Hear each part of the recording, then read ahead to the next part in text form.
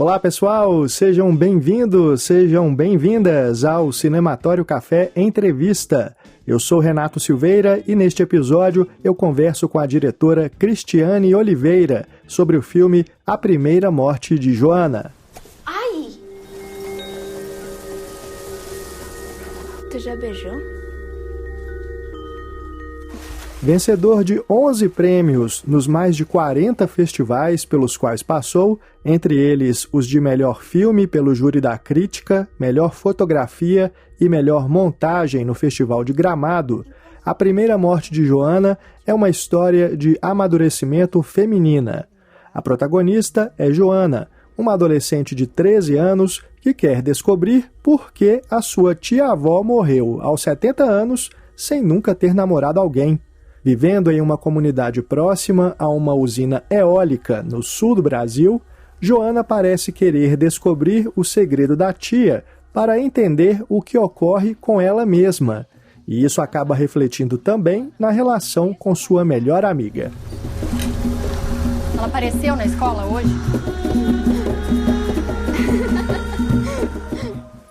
Um dos destaques do filme é a sensibilidade com que a investigação de Joana é retratada.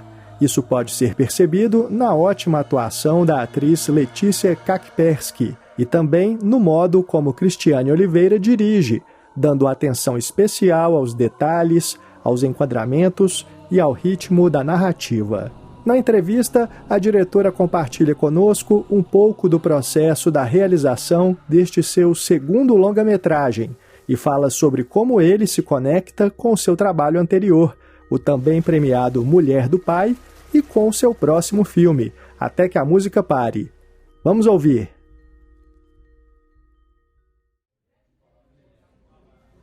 Em primeiro lugar, Cristiane, seja bem-vinda ao nosso programa e muito obrigado pela entrevista. Imagina, obrigada pela oportunidade. Legal. Bom, queria que você começasse falando sobre o início do projeto. Quando que surge a inspiração para contar essa história? Esse projeto surgiu da minha convivência com uma senhora que faleceu aos 70 anos sem nunca ter namorado alguém. E a história dela sempre me intrigou. E, ao mesmo tempo, eu vi uma região próxima de onde eu morava, Porto Alegre, né, que é a cidade onde eu nasci e cresci, se transformar, que é a região de Lagoas do Rio Grande do Sul. Quando chegou um grande parque eólico, a gente viu aquela paisagem se modificar e essas duas questões se uniram na minha cabeça e formaram o argumento da Primeira Morte de Joana, que só virou roteiro quando eu convidei a Silvia Lourenço, que é atriz e roteirista, para trabalhar comigo.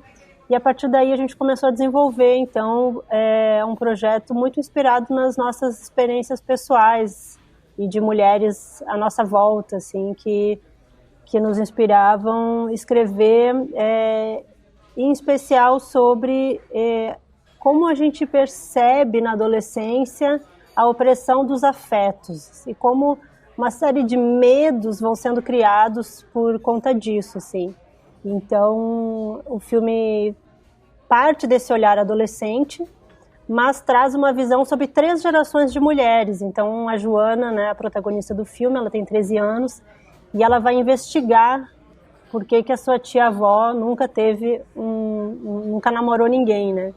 E a partir daí a gente vai vendo que as outras mulheres da família também guardam seus segredos, né? Então, são essas 3 gerações pelo olhar da Joana. Super legal acompanhar essas descobertas, né, da Joana.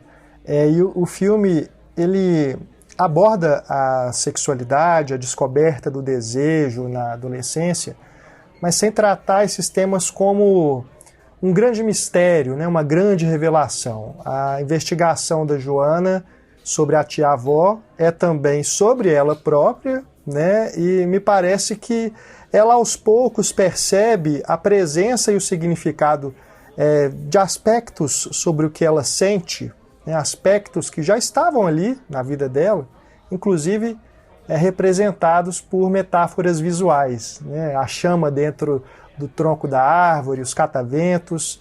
Como que foi, Cristiane, o trabalho para chegar nessa sensibilidade com a Letícia, que interpreta a Joana, e com a sua equipe, em especial na fotografia e na direção de arte? Bom, vou falar primeiro então da seleção de elenco, né? Porque para mim era muito importante poder achar pessoas que tivessem de fato a idade das personagens do filme. Porque eu gosto de retrabalhar o roteiro com os atores. Então o meu processo com as duas atrizes principais foi falar das situações para elas e a partir daí ouvir o que elas já tinham vivido a respeito dessas situações e aí inclusive retrabalhar falas em conjunto, retrabalhar situações. Então, era importante para mim que elas tivessem a idade das personagens. Então, a gente fez uma super seleção, produção de elenco, na verdade, pesquisa, que chegou até 70 nomes, em fases distintas, assim, primeiro vendo fotos, depois vídeos, depois entrevistas e, por último, colocando diversas meninas que foram selecionadas numa dinâmica presencial, assim, para a gente achar essa química entre duas atrizes, né? Que o filme se dá muito nessa amizade da Joana com a Carolina. Depois disso, quando a gente escolheu as duas, o processo foi trazer a família para junto, né? Porque como a gente estava trabalhando com menores de idade, era muito importante que os pais estivessem envolvidos também nessa rede de apoio. E a gente fez todo um trabalho assim de conversa, de troca sobre os temas que o filme aborda. A parceria deles foi muito importante para esse trabalho. Eu queria citar também a colaboração da Vanise Carneiro. A Vanise Carneiro foi atriz do meu primeiro curta, o Curta Messalina, e eu convidei ela para me ajudar nessa preparação com as atrizes. Por quê? Essa é uma idade que o corpo se transforma muito rápido. Então essa seleção de elenco foi muito próxima da filmagem já. Então a gente tinha pouco tempo, né? Eu como diretora tendo que cuidar de vários setores, assim, pedi para ela estar junto comigo, ajudando a trabalhar com as atrizes, enquanto às vezes eu precisava cuidar de outras coisas, mas também junto ali com elas, trabalhando com câmera, né? Então, ao mesmo tempo que ela trazia práticas que ajudavam as meninas a se conectar com os personagens, eu fazia, né, todo um trabalho de direção, de conversa sobre o roteiro, esse processo de reescritura do roteiro que eu falei, e também já colocava para elas um pouco de câmera, né, registrando, mostrando, porque elas tinham interesse nisso também, então eu sentia que isso ajudava. E com o processo com relação à fotografia, né, que você perguntou, foi um trabalho de muita troca, né, antecipadamente, assim, com o fotógrafo Bruno Polidoro, que é um cinéfilo, assim, que sempre tem muito a aportar. Quando a gente lança uma ideia, ele volta com 3. É uma pessoa muito, muito cheia de bagagem, assim, também professor de fotografia. Ele foi, né, até as locações antecipadamente, assim, e a gente pôde pensar junto os enquadramentos e também conversar muito sobre referências que a gente tinha, assim, em pintores, em filmes, e debater como que essas influências dialogavam nessa abordagem ao corpo adolescente, ao corpo feminino, ao corpo da mulher mais velha, né? Então são 3 gerações que estão retratadas na sua intimidade, assim. Isso foi um trabalho muito pensado no sentido de trazer o espectador para junto dessas mulheres, mas ao mesmo tempo respeitando, né, os limites dessa composição, desse tempo, né, que é diferente para cada faixa etária, que é diferente para cada mulher dessa família. Perfeito. E, Cristiane, a história A Primeira Morte de Joana, ela é situada nos anos 2000. Havia algum motivo especial para escolher essa época? É justamente o momento em que se finalizou a construção dessa eólica. Ah, sim. Não foi o momento que ela iniciou a construção, foi o momento que estava finalizando, então já dava para ter uma noção, assim, à distância da dimensão que tinham aqueles aerogeradores e o parque, né, crescendo. E foi muito impactante, assim, foi muito impactante para quem conhece aquela paisagem, essa transformação. Então, esse foi o objetivo, e também era um momento de uma reorganização na nossa sociedade, assim, com muitas conquistas nessa área, assim, né? E que se debatia muito temas que o filme evoca, né? Em especial nessas questões assim de gênero e de sexualidade e de educação sobre sexualidade.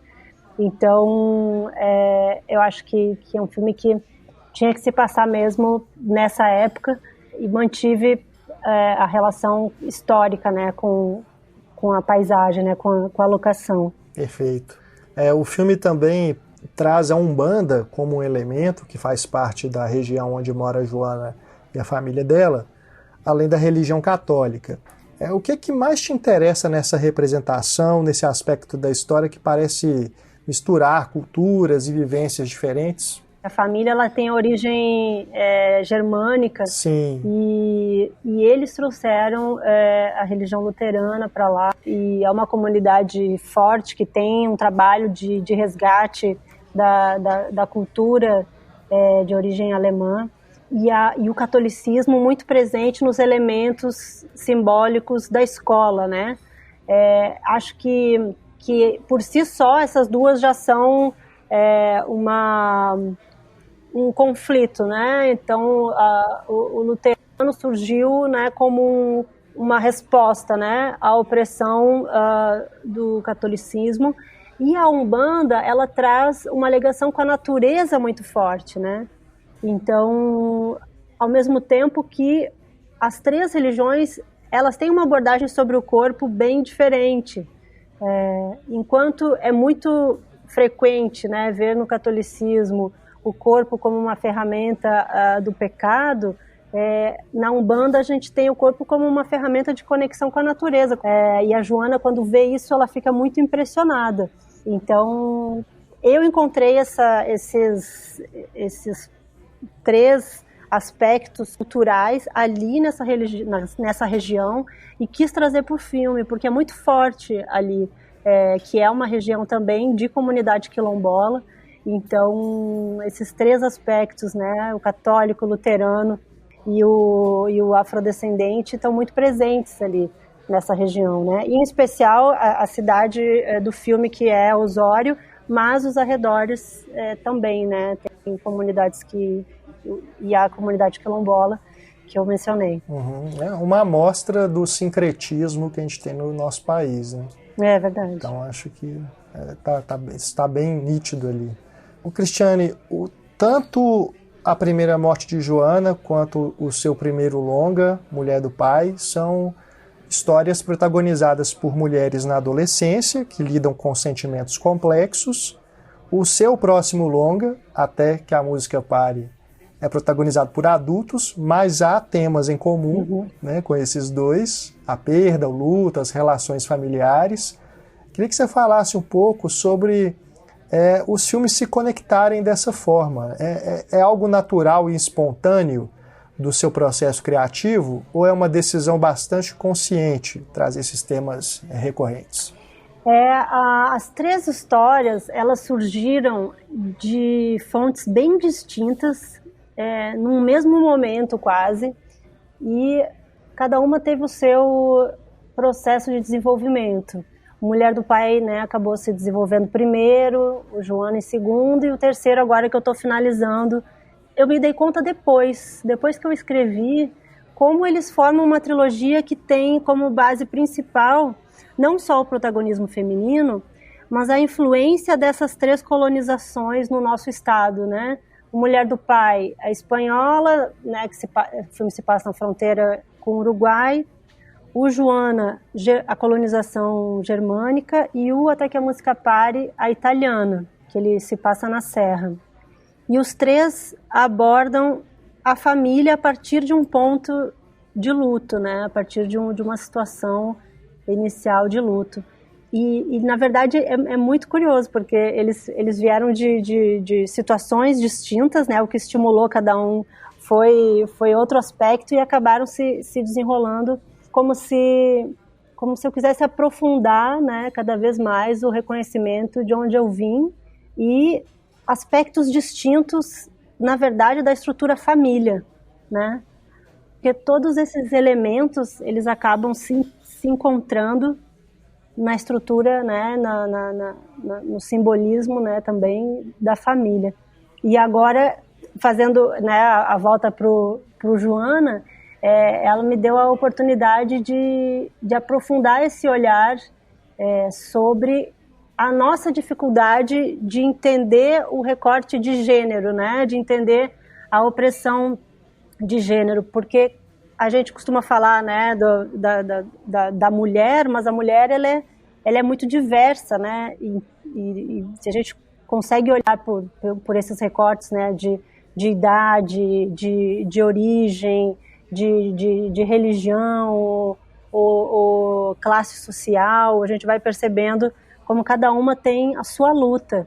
Então eu vejo na Joana esse movimento também investigativo, né? Ela investiga para tentar entender o que acontece com as mulheres dessa família. Eu, particularmente, também cresci numa família de mulheres e isso também era uma inquietação minha, né? De como, às vezes, a gente precisa esse olhar, né? De acolhimento, assim, né? De perceber que cada mulher tem a sua luta e, né, dentro do recorte que cada uma se encaixa, é uma luta distinta e a gente tem que aprender a ouvir. E acho que a Joana tá nesse processo de escuta. Ela não fica muito satisfeita com as respostas que ela vai encontrando pelo caminho e segue buscando, né, para formular suas próprias respostas. Muito bom, muito bom. Bom, para a gente finalizar, só uma pergunta que também está relacionada a essa que eu fiz para você, porque tem a ver com o modo como você filma as paisagens e dá destaque aos ambientes, né? Algo comum nos dois filmes que a gente já viu, né? Eu imagino que no próximo também. Mas eu queria que você falasse especificamente sobre a primeira morte de Joana, se houve algum desafio de filmagem que se impôs diante dessas escolhas, né, das locações, ou se tudo fluiu como você estava planejando. Na verdade, teve um super desafio, o qual a gente já sabia que ia enfrentar desde cedo, que é o vento, né? A gente escolheu esse lugar por conta justamente, né, do parque eólico, e ele foi para lá justamente porque tinha, né, vento frequente, como a própria professora do filme explica. No entanto, para o som, né, de um filme, isso é muito difícil de trabalhar. No caso, a gente trabalhou com o Raul Locatelli, que é um técnico de som super experiente, faz os filmes do Carlos Reigadas, faz os filmes do Amado Escalante, que quem conhece Sim. sabe o trabalho de som incrível que ele faz. E aí a gente teve, além de contar com o equipamento que ele trazia, assim, muitas estruturas de proteção, né, para os microfones, para que eles fossem abrigados do vento, mesmo, né, os menores lapelas, assim, com estruturas para proteger do vento. A gente gravava o diálogo assim que valesse a cena, num espaço mais reservado. Então, a gente conseguia ter a mesma energia, né, o mesmo calor da hora, e muitas vezes isso salvou na pós-produção alguns diálogos que ficava muito presente o ruído, e isso foi uma técnica que a gente usou para poder administrar esse problema na pós-produção.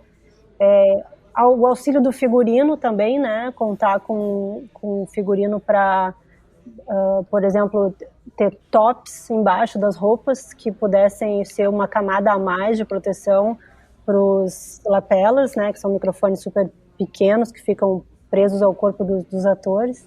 Também o fato da rodovia ser um elemento, né, dessa paisagem, um elemento que é parte da história também.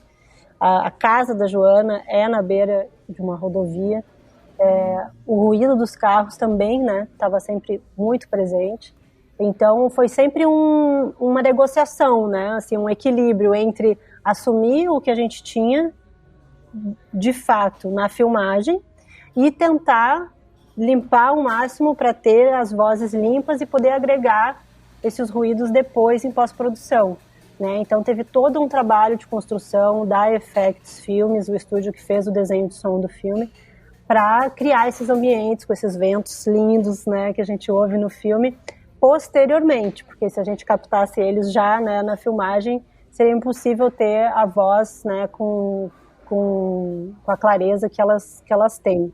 Uhum. Então eu acho que essas condições naturais assim é que foram o nosso maior desafio, além do movimento de cheia das lagoas, né? Uhum. Porque elas têm o seu horário, assim, né? Então, no período que a gente estava lá, tem dias e horários que elas sobem muito, ou que elas ficam muito revoltas, e a gente teve que respeitar, né? A gente teve que conversar com os locais, ter pessoas que conheciam esses movimentos, nos alertando, nos ajudando a planejar o cronograma, e presença de bombeiros sempre com a gente, né, para auxiliar. Então, em breve a gente vai postar o making off do filme também, e dá para ver lá um pouquinho das imagens de todo esse aparato que a gente tinha que ter em volta para que tudo ocorresse em segurança. Legal. É a magia do cinema, né? Porque a gente não percebe nada disso assistindo ao filme, né? Mas ficou tudo tão fluido, assim, né? Esses elementos da natureza, né? E da paisagem ali conectados durante o filme, que bateu essa curiosidade, né? Das dificuldades da hora de fazer mesmo, né? E sempre tem, né, Cristiane? Sim. É impressionante, ainda mais quando a gente lida assim com forças da natureza mesmo, né? Tá certo.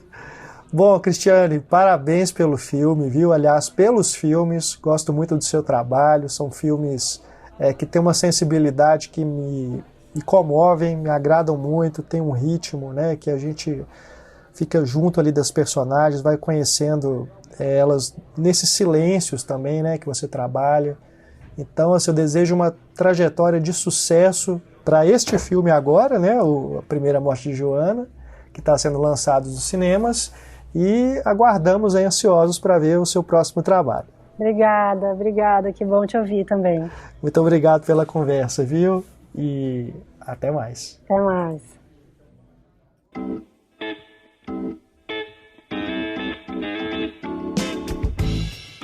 O nosso podcast fica por aqui. Esperamos que você tenha gostado da entrevista. E não deixe de ouvir outros episódios no nosso feed. Temos podcasts de cinema para todos os gostos. Considere também apoiar o nosso trabalho. Venha fazer parte do Cineclube Cinematório. Além de nos ajudar a manter o site e os podcasts no ar, você tem acesso a conteúdo exclusivo produzido pela nossa equipe. Acesse cinematório.com.br e junte-se a nós. Um grande abraço, pessoal. Até mais. Tchau.